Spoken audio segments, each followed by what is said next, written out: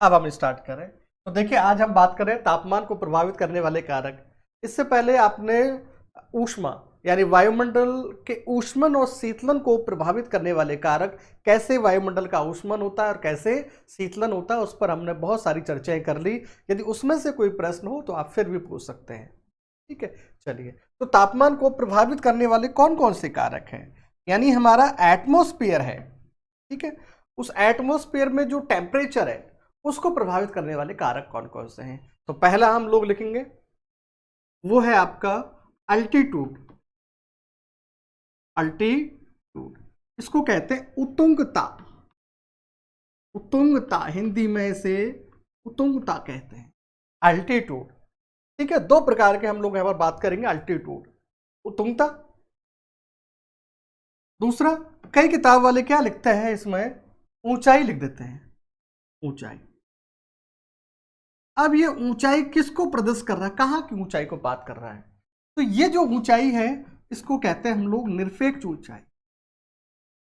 निरपेक्ष ऊंचाई से बात करते हैं, यानी सी लेवल से हम इसकी बात करते हैं। तो इसको यदि हम लोग लिखना चाहें तो यहां पर लिख सकते हैं सागर तल से ऊंचाई। कह लीजिए सागर तल से, इसको यदि हम लोग इस तरह ऊंचाई लिखना चाहते हैं तो आप लिख सकते हैं सागर तल से ऊंचाई या निरपेक्ष ऊंचाई या एब्सोल्युटली हाइट, इसमें आप कीजिए। और यदि हिंदी में आता है तो उत्तुंगता, टेक्निकल वर्ड होता है, उत्तुंगता इज बेटर वर्ड होता है। ठीक है, और इसका मतलब क्या हो गया, सागर तल से ऊंचाई की हम लोग बात कर रहे हैं। इसके बाद सेकंड है अल्टीट्यूड में मैंने क्या किया, थोड़ा सा हेरा फेरी कर दिया, इस ए को आगे लिया है और ये हो गया लैटिट्यूड, अक्षांश। अक्षांश या अक्षांशीय दूरी, तो अक्षांश भी किसको प्रभावित करते हैं, तापमान को प्रभावित करते हैं। तीसरा हम देखें वायुमंडल की प्रकृति। चलिए अभी और लिख देते हैं, वायुमंडल को बाद में लेके चलेंगे। समुद्र तल से, समुद्र तट से, यानी कॉस्ट लाइन। ठीक है, समुद्र तट से या कॉस्ट रेखा, कॉस्ट कह सकते हैं, लाइन को थोड़ा सा एक अच्छा वर्ड नहीं होगा। हाँ, तो समुद्र तट से, कॉस्ट से दूरी, समुद्र तट से दूरी। चौथा एल्टीट्यूड, लैटिट्यूड, समुद्र तट से दूरी और वायुमंडल की प्रकृति। ये लीजिए वायुमंडल की प्रकृति। वायुमंडल की प्रकृति, और वायुमंडल की प्रकृति है तो कह सकते हैं हम लोग धरातल की प्रकृति, धरातल की प्रकृति व रंग, धरातल की प्रकृति व रंग, उत्तुंगता, अक्षांश, समुद्र तट से दूरी, वायुमंडल की प्रकृति और धरातल की प्रकृति और रंग की भी हमने यहां पर चर्चा कर ली है। नेक्स्ट,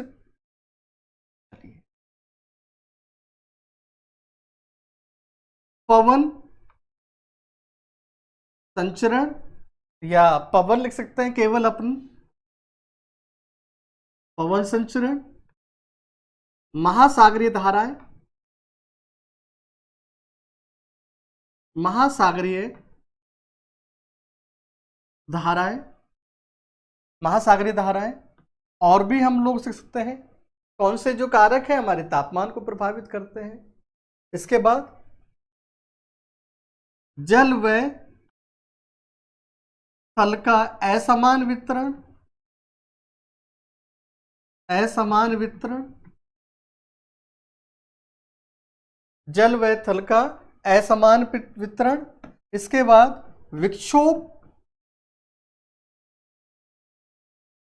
विक्षोभ वह संवहन, और 10वां है हमारा रिलीफ, उच्चावच, उच्चावच। ये लीजिए, तो इस प्रकार तापमान को प्रभावित करने वाले 10 कारकों की हम लोग चर्चा करेंगे। ठीक है, सवाल यहां से आपको जरूर पूछा जाएगा, एक सवाल यहां से बनता है। और वो बेसिकली कंसेप्चुअल सवाल होगा, यहाँ कोई फैक्चुअल सवाल, केवल एक सवाल या फैक्चुअल होता है जो हर कोई ज्योग्राफी का विद्यार्थी होता है वो आराम से बता देता है क्या है इसका। तो हम लोग एक एक करके बारी बारी से देखेंगे। तो पहले देखें रिलीफ, उच्चावच, विक्षोभ और संवहन, जल व थल का समान वितरण, महासागरीय धाराएं, पवन संचरण, और पांचवा है धरातल की प्रकृति व रंग, वायुमंडल की प्रकृति, समुद्र तट से दूरी, इसको प्रकृति के बजाय हम लोग पारदर्शिता, क्योंकि हम लोग बार बार एक ही शब्द पढ़ते हैं पारदर्शिता, लेकिन क्या है कि किताबों की जैसे अपनी भी आदत बिगड़ी हुई है। तो वायुमंडल की प्रकृति, वायुमंडल की पारदर्शिता, समुद्र तट से दूरी, लैटिट्यूड, और एल्टीट्यूड उत्तुंगता ऊंचाई। तो ये 10 कारक हमारे तापमान को, वायुमंडल के तापमान को प्रभावित करते। ठीक है, अब पहला है उत्तुंगता। उत्तुंगता, एल्टीट्यूड। देखिए अब हम लोग पहले समझ चुके उत्तुंगता का मतलब क्या होता है, समुद्र तल से ऊंचाई। तो ऊंचाई का मतलब हमें पता लगा, उत्तुंग का मतलब समुद्र तल से ऊंचाई, सी लेवल से हाइट की बात कर रहे हैं। ये लीजिए, मुझे लिखना पड़ रहा है यहाँ, समुद्र तल से ऊंचाई, समुद्र तल से ऊंचाई यहां पर लिखना पड़ रहा है। अब देखिए समुद्र तल से ऊंचाई का क्या फॉर्मूला है। जैसे जैसे हम लोग, अब बिल्कुल सिंपल से हम बात करेंगे, जैसे जैसे हम लोग 1000 मीटर की ऊंचाई पर जाने पर 6.5 डिग्री सेंटीग्रेड टेम्परेचर में कमी होती है। यानी जैसे जैसे हम ऊपर जाएंगे 1000 मीटर की ऊंचाई पर, तो हमारा तापमान क्या होगा, 6.5 डिग्री सेंटीग्रेड क्या हो जाएगा, कम हो जाएगा। या कह सकते हैं 1 किलोमीटर, 1 किलोमीटर की ऊंचाई पे जाने पर 6.5 डिग्री सेंटीग्रेड टेम्परेचर घट जाता है। अब मैं इसी से ही प्रश्न बनाऊंगा, इसी से नए फैक्चुअल बनाऊंगा। तो ये देखिए मैंने इसको कर दिया 6 कर दिया, ये लीजिए यहां पर मैंने इसको ऐसे छिपा दिया। अब ये क्या हो गया 100 मीटर। तो देखिए 100 मीटर की ऊंचाई पर जाने पर, अब जब यहां पर मैंने एक छिपाया तो यहां पर भी मुझे एक छिपाना पड़ेगा, तो मैंने इसको भी छिपा दिया। तो बिंदु कहाँ हो गया 0.65 डिग्री सेंटीग्रेड। यानी 100 मीटर की ऊंचाई पर जाने पर, बिल्कुल सिंपल हो गया, 100 मीटर की ऊंचाई पर जाने पर 0.65 डिग्री सेंटीग्रेड टेम्परेचर घटता है, और 1000 मीटर या 1 किलोमीटर की ऊंचाई पर जाने पर 6.5 डिग्री सेंटीग्रेड टेम्परेचर घटता है। वैसे सही वैल्यू होती है 6.40 होती है, लेकिन बेसिकली 6.5 पर ही जोड़ दिया जाता है। तो जैसे जैसे ऊंचाई पर जाते हैं तो तापमान में क्या होती है, कमी। तो यहां पर क्या फॉर्मूला बन गया, उत्तुंगता विलोमानुपाती टेम्परेचर, विलोमानुपाती टेम्परेचर। तो जैसे जैसे ऊंचाई पर जाते हैं तो तापमान में कमी हो जाती है। यानी ऊंचाई और तापमान में क्या होता है, विलोमानुपाती संबंध होता है। अब क्यों होता है, इसके फैक्चुअल कारण हम लोग पढ़ चुके हैं। अब कंसेप्ट देखें जैसे जैसे हम लोग, कल हमने बात की थी, क्योंकि मैंने कहा ना यदि हमने, सिंपल टॉपिक है, यदि वायुमंडल का ऊष्मा शीतलन ढंग से पढ़ लिया तो प्रॉब्लम नहीं आएगी। तो हमने कहा जैसे जैसे ऊपर जाते हैं हम लोग, तो जैसे जैसे वायु भी ऊपर जाएगी, और जब वायु ऊपर जाएगी तो वायु का क्या हो जाएगा, प्रसार हो जाएगा। और जब वायु का प्रसार होगा तो उसके अंदर जो एनर्जी है वो क्या हो जाएगी, रिलीज हो जाएगी। जब एनर्जी रिलीज हो जाएगी तो यहाँ पर टेम्परेचर क्या हो जाएगा, कम हो जाएगा। ये लीजिए तापमान कम हो जाएगा। तो जैसे जैसे ऊपर जाएंगे तो वायु का प्रसार होगा, वायु का प्रसार होगा तो एनर्जी रिलीज होगी, और एनर्जी रिलीज होगी तो वहां पर तापमान क्या हो जाएगा, कम। तो जैसे जैसे ऊंचाई पर जाते हैं तो तापमान में कमी होती है। पहला कंसेप्चुअल यहां पर कंप्लीट होता है। अब लेकिन हम लोग चाहते हैं ये टेक्निकली सही सॉलिड हो हमारा, तो टेक्निकल सॉलिड। और देखिए दूसरा कंसेप्ट क्या है कि हमारा जो वायुमंडल की जो परतें हैं, वायुमंडल की परतें, ये लीजिए। अब वायुमंडल की जो परतें हैं, तो मैंने ये पृथ्वी बना दी,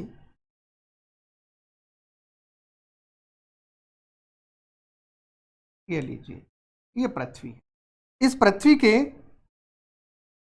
ये वाली है वायुमंडल की परतें, वायुमंडल की परतें हैं। और वायुमंडल की परतें हैं तो यहां से ऊपर जाएंगे तो ये वायुमंडल किसके द्वारा गर्म होगा? चालन क्रिया के द्वारा गर्म होगा। ध्यान देना, चालन क्रिया के द्वारा गर्म होगा।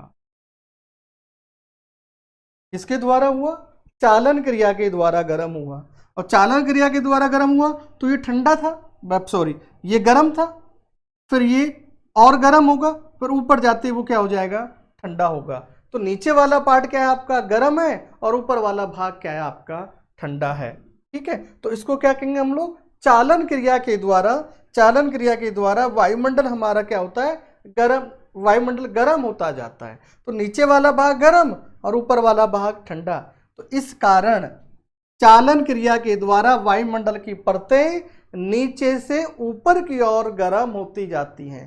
तो परतें कैसे गर्म होती है? नीचे से ऊपर की ओर। ध्यान देना, नीचे से ऊपर की ओर गर्म होती है। अब मैं आपको एक नए कंसेप्ट पर लेके चलूंगा। नीचे से ऊपर की ओर गर्म होती है। किताब वाले टीचर्स लोग क्या करते हैं? एक ही लाइन को बार बार यूज करते हैं, उसको कंसेप्चुअल नहीं बनाते हैं। अब देखिए, चालन क्रिया के द्वारा गर्म हो रहा है, तो चालन क्रिया के द्वारा ठंडा नहीं होगा क्या? बिल्कुल होगा। तो मैं फिर यहां पर लिख देता हूं, इस चालन क्रिया के द्वारा ही, ध्यान देना, इस चालन के द्वारा ही नीचे से ऊपर की ओर, नीचे से ऊपर की ओर वायुमंडल की परतें ठंडी होती जाती है। ये लीजिए, क्या होती जाएगी? ठंडी होती जाएगी। अब यहां पर हमने एक ही कंसेप्ट को, एक ही चीज को दो अलग अलग बिंदुओं से दर्शा दिया। नीचे से ऊपर की ओर जाएंगे तब भी ठंडी हो रही है, नीचे से ऊपर की ओर जाएंगे तो गर्म हो रही है। तो ये तो क्या हो गई हमारी? नीचे से ऊपर की ओर जाएंगे तो गर्म हो जाएगी। ये लीजिए, तो ये हो गई हमारी गर्म। अब लेकिन ये गर्म कब होगी? दिन के समय। ये लीजिए, दिन के समय। और जितने भी हमने रिसर्च किए हैं वो ज़्यादातर हम लोग दिन के समय ही यूज करते हैं, और उन बिंदुओं को सामान्यतः दिन की ओर ही मानते हैं। तो इस नियम को दिन के समय या औसत मानते हैं, तो इसको औसत मान लेते हैं हम लोग। क्या मान लेते हैं? ये औसत घटना है। ये लीजिए, ये हमारी औसत घटना है, ये हमारी सामान्य घटना है। तो ये औसत घटना है, सामान्य घटना है, और इसी घटना को अब मैं यहां पर कह देता हूं सामान्य तापहास दर की घटना। सामान्य तापहास दर, ये लीजिए, सामान्य तापहास दर की घटना। ये लीजिए, और ये दर क्या है? अब यह दर लिखा हुआ रेट है, ये रेट क्या है? और ये रेट है 1 किलोमीटर की ऊंचाई में जाने पर टेम्परेचर में 6.5 डिग्री सेंटीग्रेड की कमी हो जाती है। इसे क्या कहते हैं हम लोग? सामान्य तापहास दर। तो सामान्य तापहास दर कब आया? जब चालन क्रिया के द्वारा वायुमंडल की नीचे की परत गर्म हो जाती है और ऊपर वाली परतें अभी ठंडी हैं, तो नीचे गर्म और ऊपर ठंडी, इस प्रक्रिया को कहते हैं सामान्य तापहास दर कहा जाता है। तो देखिए, हमें तापमान को प्रभावित कर रहे थे, लेकिन कंसेप्ट पर भी हम लेके जा रहे हैं। दूसरा, आप देखिए, पहली चीजें होगी, अब दूसरी घटना, रात वाली घटना देखते हैं। तो नीचे की ओर, नीचे से ऊपर की ओर, तो रात्रिकालीन जब बड़ी होगी, रात्रिकाल बड़ा होगा, या रात्रिकाल की अवधि जो बड़ी होगी, रात्रिकाल बड़ी होगी, और जब बड़ी होगी तो नीचे से ऊपर की ओर, नीचे से ऊपर की ओर परतें कैसी हो जाएगी? ठंडी होगी। और परतें जब ठंडी होगी कब?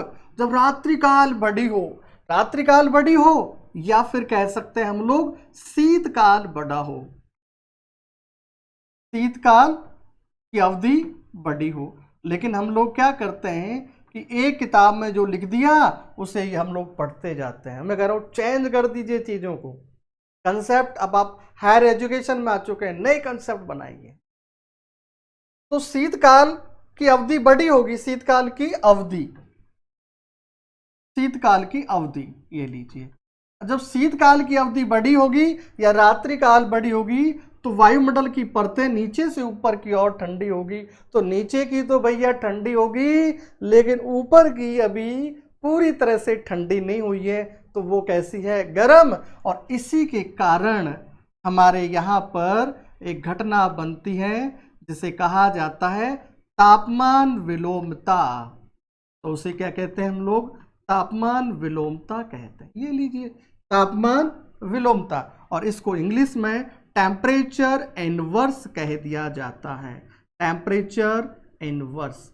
आज के बाद आपने एक नया कंसेप्ट सीखा है, तापमान को प्रभावित करने वाले कारकों में ही हमने सामान्य ताप ह्रास दर पढ़ लिया और तापमान विलोमता पढ़ लिया। दिन के समय कभी भी ताप विलोमता की दशा नहीं होगी, रात्रि में ही ताप विलोमता की दशा होगी और दिन के समय सामान्य ताप ह्रास दर की घटना होगी। अब आपसे सवाल पूछ लिया जाए, ठीक है? तो यहां से हम लोग सवाल पूछें, चलिए देखें प्रश्न।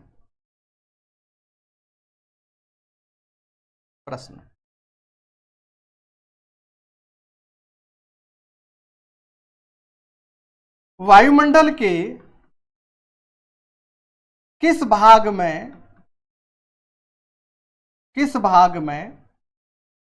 वायुमंडल के किस भाग में सामान्य ताप ह्रास दर एवं ताप विलोमता की घटना देखी जाती है। किस भाग में? पहला ऑप्शन क्षोभ मंडल, दूसरा ऑप्शन समताप मंडल, तीसरा ऑप्शन आयन मंडल,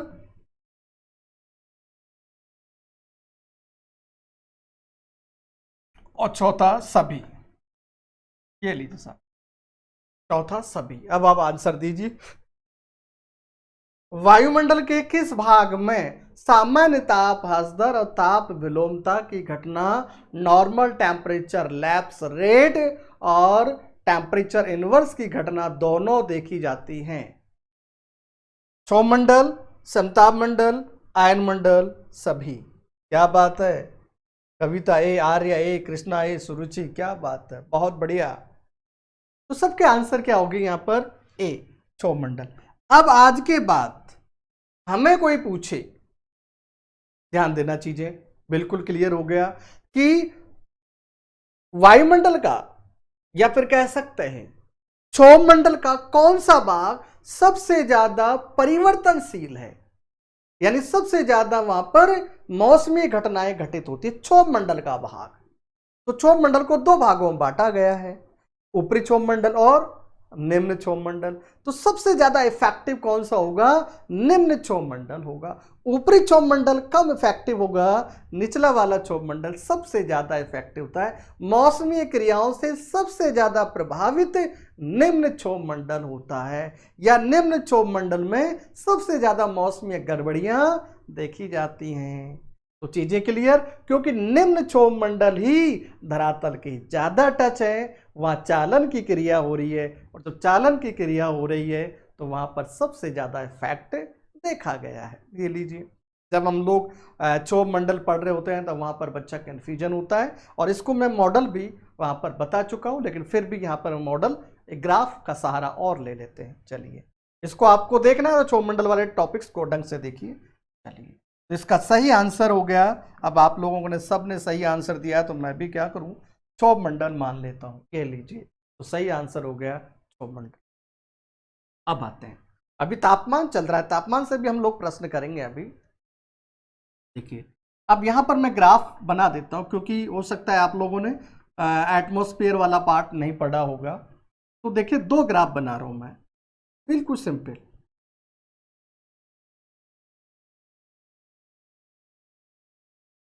मैं क्या बहुत व्यापक ले जाता हूं बिंदुओं को, लेकिन बिंदु से बाहर, टॉपिक से बाहर हम कभी नहीं जाएंगे। देखिए अब यहां से मैंने एक लाइन खींची, ये लीजिए,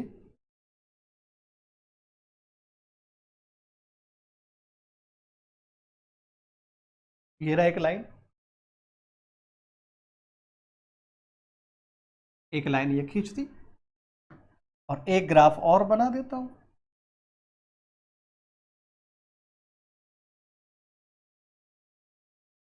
ये लीजिए, ये ग्राफ और बना दिया, इसका नाम दे दिया मैंने ए, इसका नाम दे दिया बी, और इसका नाम दे दिया सी। और ये जो लाइन है ये टेम्परेचर की लाइन है, ये टेम्परेचर की लाइन है। यहां से एग्जामिनर आपसे सवाल पूछता है, क्योंकि आजकल जो एग्जामिनर मॉडल वाला है, वो मॉडल से सवाल पूछता है, क्योंकि 2-5 सवाल तो आपके मॉडल से आएंगे, और फिर मॉडल के सवाल सही नहीं कर पाए तो बेकार है। चलिए देखिए अब, तो यहां पर क्या है, ये 0 है, और ये एक्स अक्ष और ये वाई अक्ष। आप जब भी जाओगे तो इधर वैल्यू बढ़ती है, तो जैसे जैसे ऊपर जा रहे हैं तो टेम्परेचर की जो वैल्यू है, डिग्री सेंटीग्रेड है या डिग्री फ़ारेनहाइट है, तो जैसे जैसे ऊपर जा रहे हैं, और ये क्या है, हाइट है, इसको मैं लिखूंगा altitude, no height only altitude, ये एल्टीट्यूड है।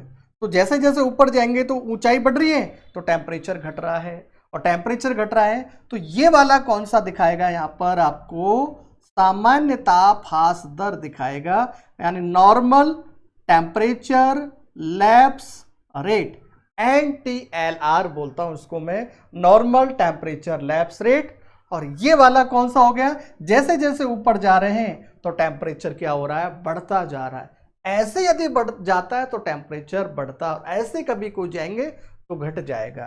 तो ये टेम्परेचर क्या हो रहा है, बढ़ता जा रहा है। अब टेम्परेचर बढ़ रहा है, सामान्य रूल क्या है, ऊपर जाने पर, ये सामान्य रूल है, ऊपर जाने पर टेम्परेचर में कमी, और ये सामान्य रूल के विपरीत, ऊपर जाने पर टेम्परेचर विपरीत। तो ये वाला कौन सा हो गया, टेम्परेचर इनवर्स का है, टेम्परेचर इनवर्स को प्रदर्शित कर रहा है। और ये वाला दोनों को प्रदर्शित कर रहा है, ये टेम्परेचर इनवर्स को प्रदर्शित कर रहा है, और ये NTLR को प्रदर्शित कर रहा है। ये लीजिए, ये टेम्परेचर इनवर्स और ये NTLR को प्रदर्शित कर रहा है। तो तापमान को प्रभावित करने वाले कारकों में पहला आ गया उत्तुंगता। उत्तुंगता से हम लोग कोई सवाल गलत नहीं करेंगे। अब यहां पर देखिए, अंग्रेजों ने क्या किया, अंग्रेज बड़े चालाक थे, साइंटिफिक भी कह सकते हो आप उनको, चालाक ज्यादा थे वो। तो अंग्रेजों ने भारत में जितने भी हिल स्टेशन है, इसी कंसेप्ट के आधार पर बसाए थे। क्या आप माउंट आबू ले लीजिए, चाहे आप रानीखेत ले लीजिए, चाहे आप मसूरी ले लीजिए, चाहे आप ऊटी ले लीजिए, जिनके बसाने के पीछे ये नॉर्मल टेम्परेचर लैप्स रेट ही था। इसी नियम के अनुसार जैसे जैसे पर्वतों के ऊपर जाते हैं, पर्वतों की ओर ऊपर की ओर चढ़ते हैं, तो वहां पर टेम्परेचर कम हो जाता है। ये लीजिए, तो वहां पर क्या हो गया, टेम्परेचर कम, और टेम्परेचर कम हो गया, इसलिए वहां पर लोग गर्मी में अपने आवास बना लेते हैं। कई जनजातियां पर्वतों पर निवास करती है, क्योंकि वो टेम्परेचर के प्रभाव को थोड़ा सा क्या कर देती हैं, कम कर देती हैं। क्योंकि पश्चिमी राजस्थान में जब हिल एरिया का भ्रमण करोगे तो कई जनजातियां, कई वासी लोग जो हैं वो क्या करते हैं, पर्वतीय क्षेत्रों पर रहती हैं, जिससे उस गर्मी का प्रभाव कम पड़ता है। तो कई लोग तो उन्हें शिमला कह देते हैं कि क्या शिमला में आ गए हम लोग। ठीक है, चलिए